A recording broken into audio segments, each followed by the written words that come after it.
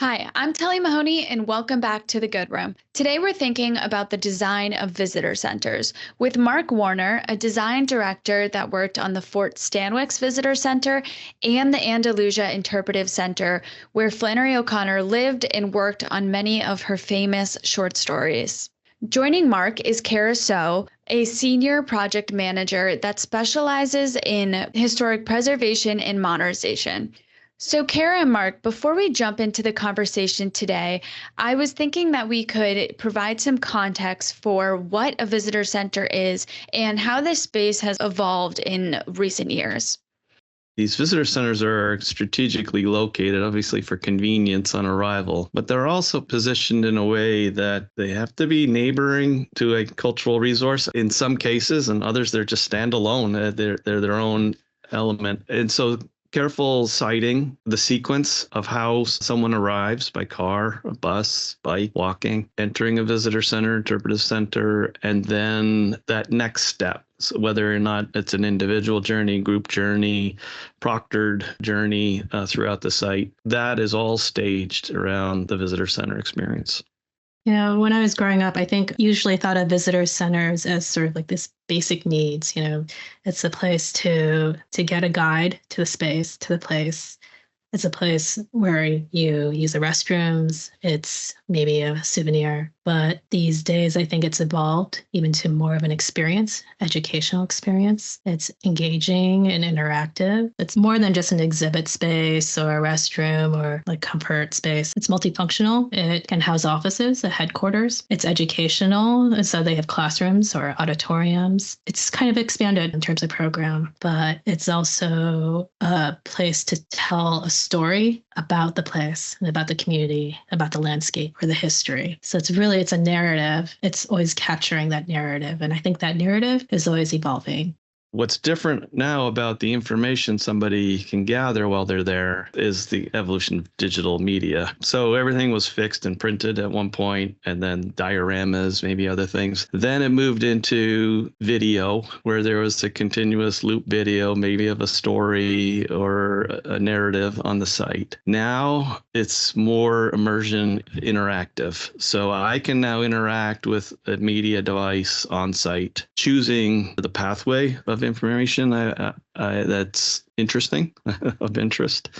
The other element of change is if there's a facility that is a collection, that is evolving. That collection evolves around themes, it's curated. But then often visitors are allowed a glimpse behind the scenes to see what that collection entails, but unorganized, and I'll say the collection storage area.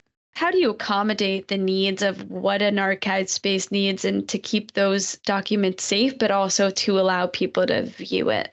So there are very strict environmental controls for archive spaces. And those controls differ from what they're storing. If it's metals, if it's paper, fabric, the humidity levels need to be adjusted in those spaces to help preserve those items. So they have to be contained and separated. That air can't mix with visitors, the high volume of visitors, because it's just too much air change in those spaces. So we find opportunities to pull back the curtain to view kind of a collections area just through glazing and lighting. So you could have a large glass panel, and through lighting controls, it's also in a kind of energy conservation that when somebody now is in front of that viewing area, the lights will come on in this collection storage area for view. And it's there just to kind of show you the breadth of what this facility is accommodating.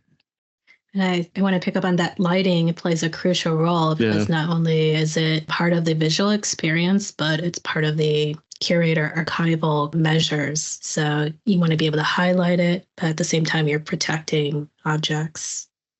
Well, also, I wanted to kind of jump to how do you create that interior space to have an engaging visitor experience for somebody who's walking through the collections that might be inside? When we start, we try to think about the various visitors and group sizes that will be attending the site. And so it's everything from an individual, a few people, to classrooms of people attending. And you accommodate that arrival area for that larger group if you can. And you want to make it, okay, I've arrived in the space and now it's accommodating what makes this place special. And you kind of want to get that front and center in that arrival experience. And then there's two other elements. Usually there'll be an information station or bookstore adjacent that arrival space because people want to know where do they go, what do they do. And then obviously there's a retail component to that. And then the second is, as Cara mentioned earlier, is that usually people have been traveling to get to the site, restrooms and access to restrooms that have to serve not only the arrival, but perhaps also support after hours. And sometimes you're just contained within an existing building. So you got to work with what you got. With that note of making it feel special, how do you do that kind of rate as somebody gets inside? What are some strategies that have done that? We usually try to find something of scale, whether that is large scale artwork. So at Andalusia, it was a historic image of Flannery. It is almost a billboard size image. So it's a larger than life experience. Literally every visitor is greeted by Flannery when they step in. The method we used at Fort Stanwix Visitor Center, there was an exhibit which bridged outside to inside. So the fort is located on what's called a historic carry site, a site that was first occupied as a canoe carry site to carry goods and actually make the land traverse through New York to be able to paddle from the Hudson River to Niagara Falls. On that carry was a trade. Everybody's introduced with a trade at the entrance where there's a boat, a bateau filled with goods, and they're being passed through the window inside as part of that trade. So it kind of sets the tone of what is this place all about? Why is it here? And then inside, there's a very large map kind of illustrating the importance of the place. So you try to do that quickly and kind of invoke some intrigue. It's almost like an elevator pitch, yes, right? Yeah, right. I know that for the Faneuil Hall in Boston, that they had to also incorporate ways to make it amenable to tenants who are like the retail operators and the market spaces, the food spaces. And I think that's one aspect of it. How do you design around within an existing building to make it work for these different uses, which we call adaptive reuse? At the same time, you also have to think about accessibility. Our current accessibility codes don't really align with what was acceptable when the building was first built. And how do you sensitively create interventions to meet these new codes without destroying too much of the historic fabric or aesthetic? Ideally, these things would be reversible, but then at the same time, you want it to be aesthetically pleasing. I also was thinking about accessibility of people's learning styles. Yeah, well, at first I was referring to our physical accessibility, but yeah, I think not only different learning styles, but accessible to all cultures. So that's why I think community engagement, civic engagement is important, because this narrative needs to be more inclusive. And I think that is becoming more prioritized in terms of the pre-design phase of visitor centers, places of significance, and creating that visitor experience. So when I think of accessibility, yes, our physical, our learning, but just also cultural. That's an interesting point, because the team that we worked with in the exhibit design at Fort Stanwix, the goal was to eliminate cultural bias, how you tell the story of the site. And so the way they did that was you can follow a narrative of a settler of European origin through Aboriginal perspective, through elder perspective, and youth perspective. By no means does that cover them all, but they were very diligent about actually creating the narrative throughout all the exhibits, so that one section was about this person's story and another was about somebody else's story and their perspective of what happened at that place. And those characters are introduced as you first enter the exhibits through video. They hired actors to play the roles of each of those characters. So now you're getting to know that person, their culture, then you can kind of experience it through the exhibits. And I think the importance of technology is how you can convey those voices. And so that's one of the great things about evolving tools that we can use today to tell those diverse stories. But all that technology requires a sensitive intervention, especially with historic buildings. Like, how do you integrate that? Where do you find space for that? So we started talking in the beginning about how important the site is and the context. And I'm curious about how might you have that center harmonize with the natural environment around it? So for placing a visitor center, you want to minimize or negate any impact to the cultural resource. But sometimes it's very difficult depending on where you are. A footprint of a new facility may be placed in part of what's determined as a culturally significant place. So we do a lot of archaeological investigation to ensure that you are not disturbing anything of significance. And if you are, and if it's determined that there's just no other place to go, you have to design in a manner that it makes that material accessible in the future. Yeah, I think what has come up a lot recently is updating infrastructure in order to adapt to modern technologies, different occupancy needs. The role of archaeology comes into focus, as well as determining what's important and what's historic, and how do you mediate what you can disturb.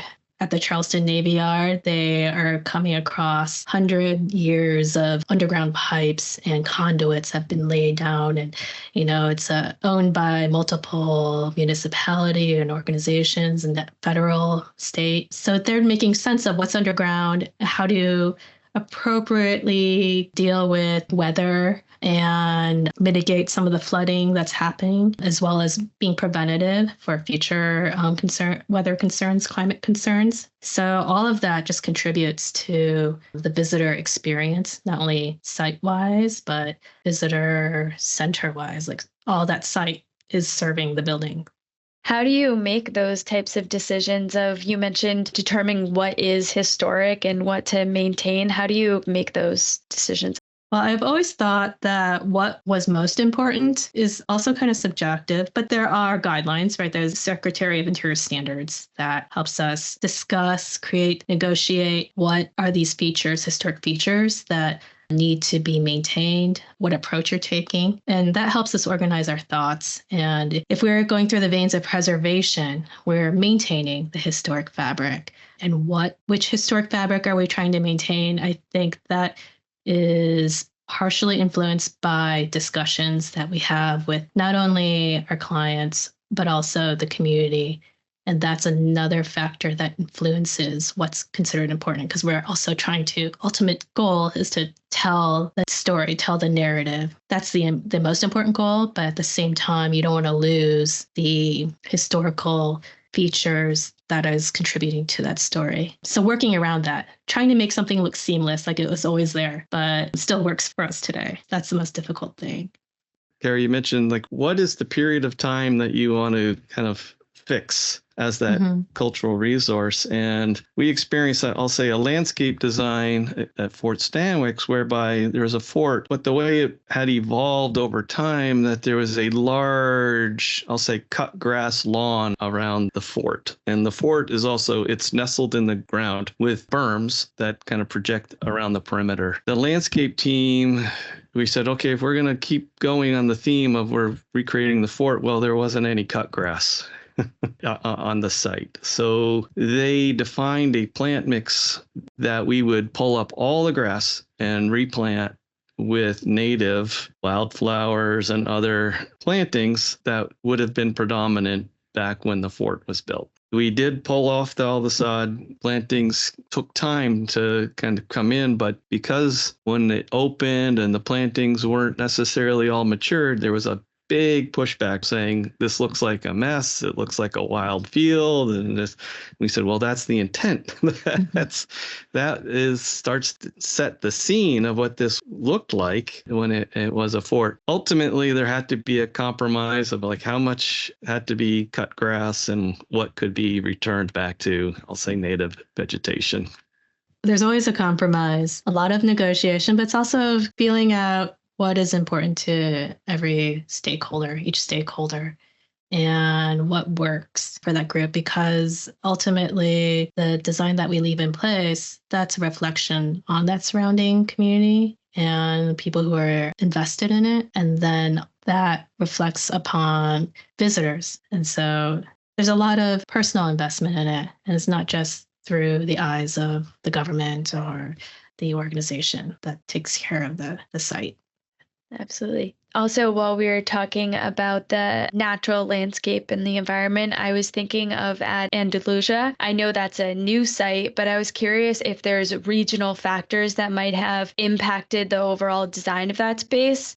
So this is a visitor center that supports a agricultural place. There is the farmhouse which Flannery grew up in, but it was an environment that was a working farm. The design of the facility, or the image that's presented to the visitor, is one that's based around the simplicity of those agrarian built forms, barn, shed, really support facilities, which for the most part were also unpainted. So they're just using lumber. So thus the material selection of raw lumber for the exterior. That thinking merged with, and so this location is in Georgia, the Georgia fruit stand, the highway fruit stand. So it's a simple form with a large porch that has the display of fruit under that porch that becomes a gathering space for visitors in shaded environment before proceeding to the farmhouse and the Flannery site. That porch then played a dual role of not only the covered fruit stand, and we did it in a white, long trellised porch, but a lot of the historic photographs of Flannery were taken while she was writing or reading on her front porch, which is a white front porch as part of the house. So that design element helped kind of weave